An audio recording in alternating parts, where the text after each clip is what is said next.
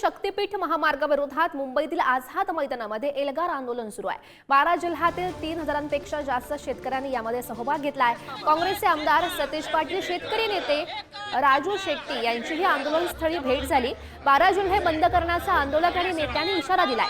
मुख्यमंत्र्यांनी शक्तीपीठ महामार्ग रद्द करण्याची घोषणा केलेली आहे। मुख्यमंत्री देवेंद्र फडणवीस आणि महायुती सरकारने शक्तीपीठ महामार्ग रद्द करायची आज घोषणा जर नाही केली,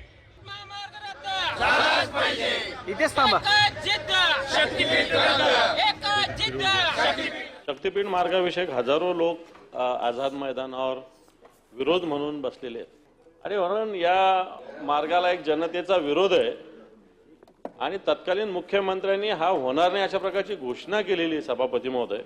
तरी याच्यात शासनाने भूमिका स्पष्ट करावी अशी माझी विनंती आहे की कारण जनतेचा एवढा विरोध असताना, पॅरलल रस्ते सगळे उपलब्ध असताना अशा पद्धतीनं एखादा रस्ते झाले पाहिजे, विकासासाठी आवश्यक आहे, मान्य मला, परंतु एक जनतेच्या भावना सुद्धा सरकार जपणार का? जी आज पुढे त्यांनी पहिला विरोध ज्यावेळी नोटिफिकेशन निघालं त्यावेळी त्या ठिकाणी केलेला आहे। त्यामुळे आपला गैरसमज यात नव्हता असं माझं प्रामाणिक मत आहे।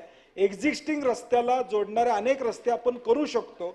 86,000 कोटी वसूल करायचे झाले तर दरवर्षी 3,000 कोटी आणि 60 लाख वाहनं या रस्त्यावरनं जावी लागतील। माझी विनंती आपल्याला की याचा फेरविचार आपण करावा। शासनाची भूमिका स्पष्ट आहे। शासनाला शक्तीपीठ महामार्ग करायचा आहे, मात्र त्याच वेळी तो लादायचा नाहीये। हा महामार्ग मराठवाड्याच्या 5 जिल्ह्यांचं जीवनमान बदलणारा महामार्ग आहे आणि म्हणून माझी आपल्याला ही विनंती आहे, आपण त्याच्यामध्ये मध्यस्थी करावी, त्यांच्या अडचणी असतील तर आमच्याशी चर्चा करावी, त्या चर्चेतनं आपण मार्ग काढू।